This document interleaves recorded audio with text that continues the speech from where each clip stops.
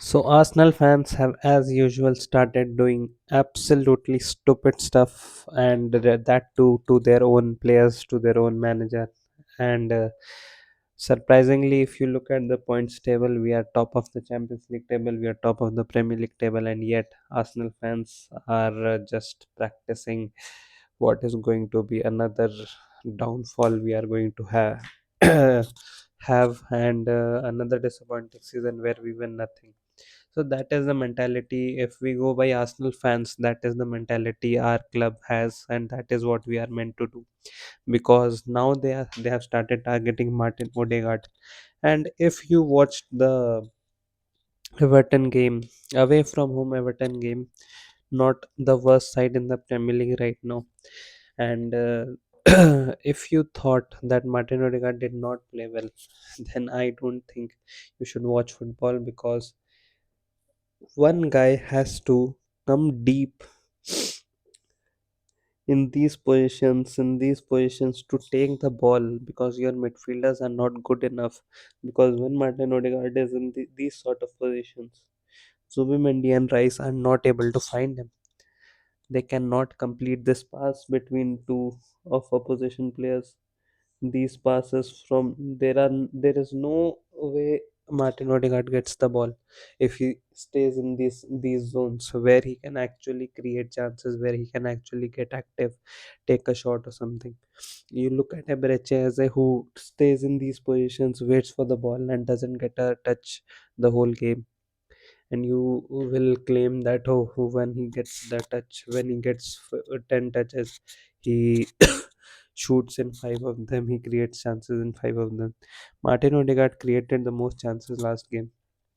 It was not Bukayo Saka, and he was not creating chances from corner kicks. He was creating chances from open play. There was a time when he was taking the ball, coming deep, taking the ball, moving forward with it, then passing it to someone, then going to these areas, and then going past player, passing, making a good pass to Julian Timber, who was making a run, making a good pass to Declan Rice from these positions, making good passes to Bukayo Saka. Once he was here and he gave a beautiful pass to Bukayo Saka here, so that Bukayo Saka can go one on one with the defender. And Bukayo Saka did not have his best game last time. He missed a big chance. He created a few chances. He will always do. He's a top quality player, but it was not his best game as per his standards. But nobody is talking about how our midfield dynamic, how Declan Rice is not good in tight situations. That is why we cannot move the ball so quickly. When our number 10 takes these positions, there is no one who can supply the ball to him quickly. And those are the problems that midfield. When we had Thomas Partey, he was the one who took the mantle of supplying the ball to Bukayo Saka, supplying the ball to Martin Odegaard. Right now, if you look at our midfield, Declan Rice from here might give a long switch to Bukayo Saka, but that is the only option. Martin Zubimendi plays it too safe, plays side passes. I heard someone say that Martin Odegaard was doing side passes. He was doing everything but side passes in the game. He was carrying the ball, he was distributing the ball, he was trying to quicken the play.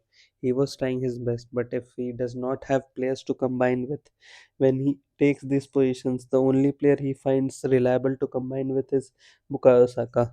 And when Gabriel Jesus came, then he finds one another player who is reliable enough. People are saying, oh, Saliba came and he put the ball. Yes, he had the angle. Martin Odegaard doesn't get that much space. He doesn't get the ball in these areas if often enough, because Martin Zubimendi and Declan Rice are not able to give him the service, so he has to come deep. And people are now complaining that why does Martin Odegaard come so deep? Because you cannot supply the ball when he's further forward on the pitch. What is he supposed to do? All this narrative of Declan Rice is our captain, Declan Rice is our captain.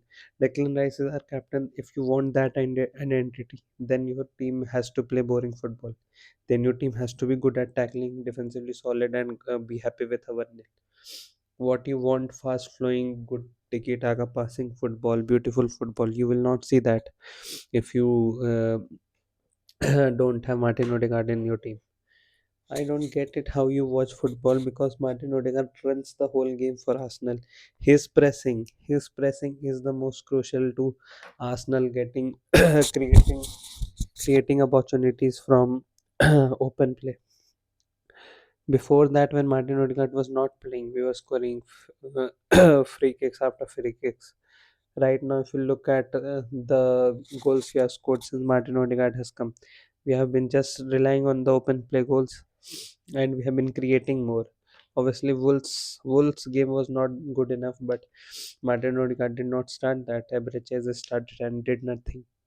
So where does this Martin Odegaard criticism is coming is beyond me, because if you say that, oh, Martin Odegaard has disrupted the rhythm of the team, we should have been 6-0 up with Ebereche against Wolves in the first 60 minutes. Why weren't we 6-0 up? Why were we struggling, not even creating opportunities, and Ebereche was nowhere to be seen? The audacity of Arsenal fans to point out Everton's game and say that Odegaard was not good enough, he was holding on to the ball too much. He was our best player in the second half. First half, I don't think anyone other than Bukayo Saka was doing that well. Even Declan Rice was losing a ball a little bit. Saliba was good. Raya was good the whole game. Odegaard, I don't think Odegaard did anything wrong in the last game for people to attack him. And this is the mentality of our fans. Our fans love criticizing and pressurizing our own players and putting more pressure on them than there is already, because we have the pressure of winning the title. Every year we play, we are having so much pressure of we have to win, we can't lose another game, we can't lose a single game, this and that. And we as fans don't help the cause, we just go attack the player. We attacked Madueke when he signed. Now we are like, oh, we got it wrong, we got it wrong. Just saying we got it wrong is absolutely stupid, because why are you so stupid that you get so much wrong? We want Gyökeres. Do you know anything about football? You just say things. I hate Martin Odegaard. What are you going to do? Play Nwaneri? Haven't you seen Nwaneri's overall game and how it impacts Arsenal? Oh, when he comes to the pitch, he creates more chances, this and that. You all rely on those 1 2 moments and ignore the rest of the 90 minutes. You rely on the 5 minutes. If a game goes for 100 minutes, including the extra time, you rely on those 10 minutes of one or two magic moments instead of the overall game. It was Martin Odegaard because of which we have the game in control. We have the ball, someone who can go deep, combined with Zubimendi. Zubimendi was taking these positions. So when Mendy went ahead and Martin Odegaard was carrying the ball coming forward, and players back off him because they know that if they get too tight, he will find the pass, he will find Mendy, and they'll be in trouble. But when Mendy and Declan Rice have the ball, they are pretty relaxed because they know that no line breaking pass is coming. They are going to play it safe. Most dangerous pass Declan Rice and Martin Zubimendi can make is the diagonal ball. Martin Zubimendi once in a while, twice in a 90-minute game, he will find one good pass here, one good pass here, one good pass here. But overall, he'll play all the sideways passing. And I'm not going to criticize our midfield, but the fact that I'm satisfied with the Zoe Mendy, Declan Rice, and Martin Odegaard midfield, but the fact that people are going so strong on Martin Odegaard for no reason at all is absolutely stupid. He is the captain of our club.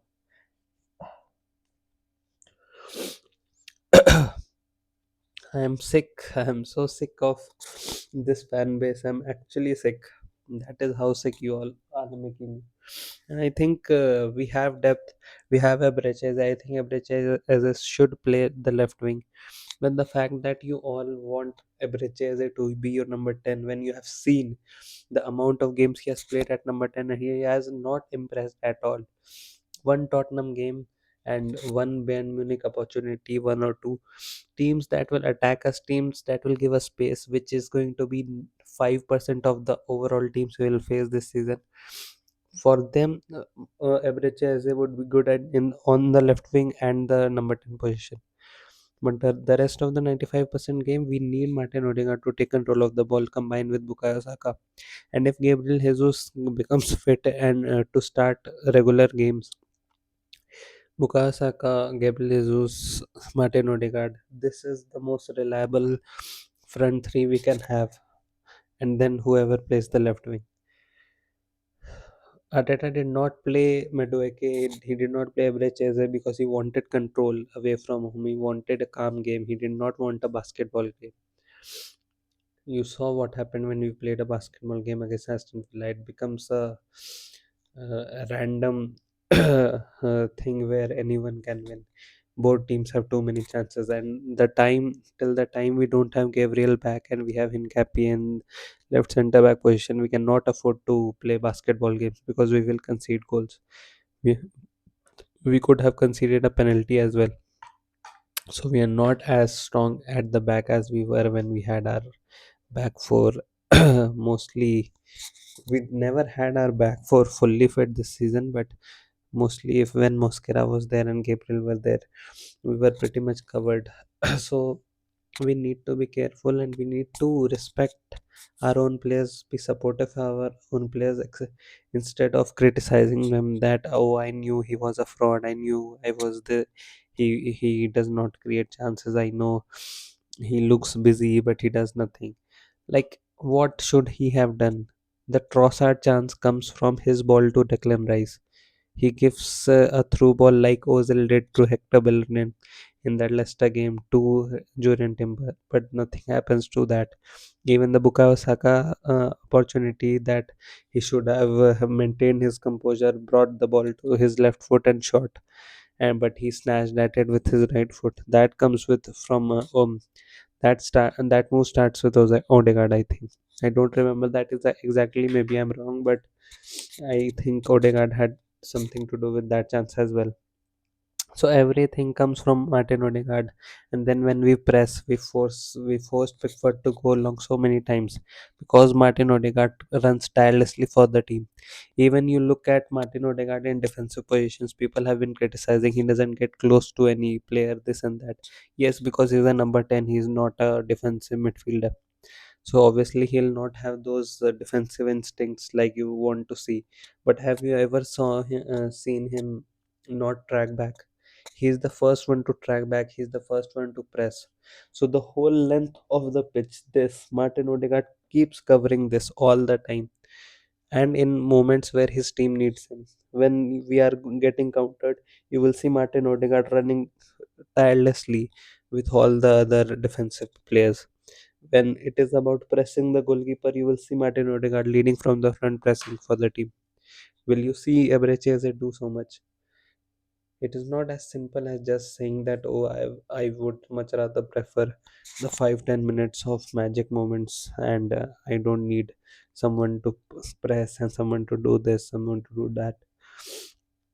I don't think you understand football the way. There is a reason Martin Odegaard is the captain of Arsenal Football Club, and I think the day we made Odegaard the captain of this club, I knew that we were heading towards the right direction.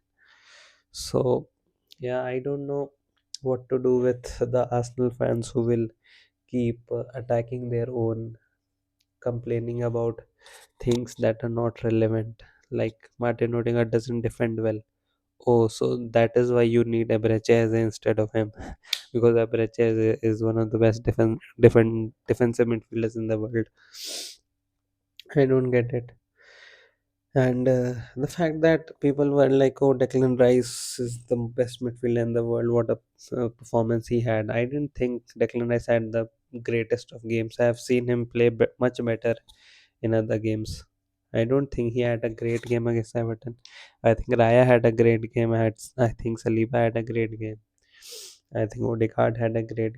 I think Saka and Rice had normal games as compared to their standards. They did not have that good a game, but everyone was like, "Oh, look at this first touch from Saka," and it isn't even one of those touches where the ball is stuck to someone's feet or something.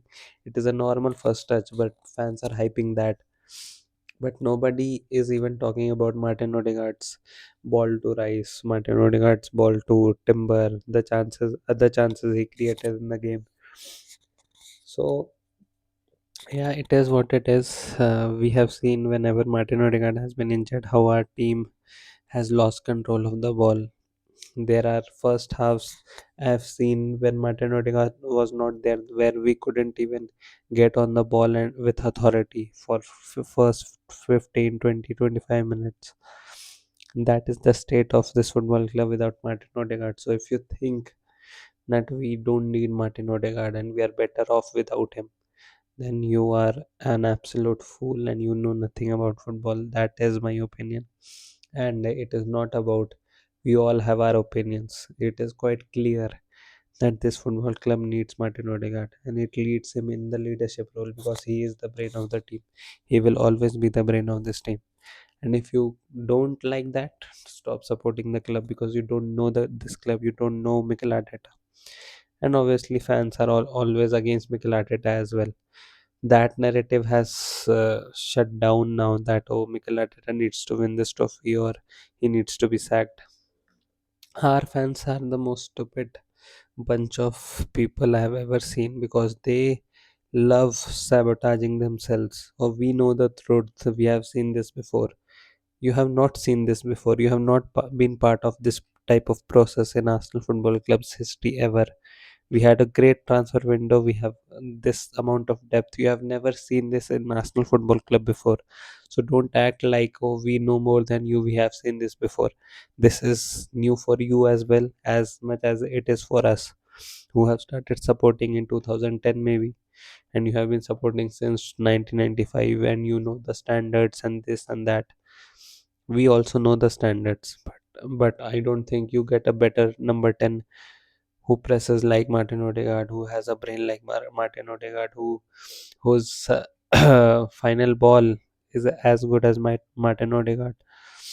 One one overhit pass from Martin Odegaard to Gyökeres, and there are 100 replays of that. But nobody has the replay of his ball to Rice, his ball to Timber, his ball to Saka. Nobody. So that is the narrative you build when you want to degrade a player. You push him down so much that everyone forgets the reality and everyone starts believing that oh, he is awful player. He takes too much time on the ball. Declan Rice takes too much time on the ball. When he receives the ball, he needs 4 or 5 touches before he sets his eye on something. Martin Zubimendi doesn't take too much time on the ball but chooses the easiest first pass available. David Raya might have been the second best technical player after Martin Odegaard until Gabriel Jesus came, obviously, on the pitch against Everton. And the main reason we don't play fast football is because we cannot form triangles here, because Declan Rice is here, because we have Ricardo Calafiori who is very left footed, so his passing here is poor, because we are very one dimensional and we cannot pass in the tight spaces. Even Trossard is responsible for doing those passes in the central areas, but there is no one to combine. Martin Odegaard and Bukayo Saka try to combine, but then they have to combine with Timber. Timber and Saka find themselves in very similar positions. So Martin Odegaard has to combine here only. This is not a danger zone. Martin Odegaard needs a Bukayo Saka, he needs a striker so that we can form triangles closer to goal. Forming closer to goal is the key, but we form triangles in these areas, which is useless. That is why our style of football is very slow. And one way we try to quicken the play and destabilize their defenses by making long diagonal switches, but I don't think even that worked that well because they were fine with it. So I think that plan is not the most optimal plan. The optimal plan has to be playing a striker who is technically good so he can combine, so that we can find these triangles closer to goal. And that striker obviously is Gabriel Jesus. And if we have to find a left winger, I think it has to be a Breches who can also come in central areas, who will love this side of angle, and he can make triangles with Declan Rice. But again, Declan Rice is not that good in combination play, so that is the weak link we have at number 10, number 8. And it is not about saying that Declan Rice is a poor player. Obviously, he's not. He's one of the best midfielders in the world. But can he do those triangles? Can he do one-touch passing? Can he pass and run and go give that through ball? Is Declan Rice weight of pass perfect? Not he. No, it is not.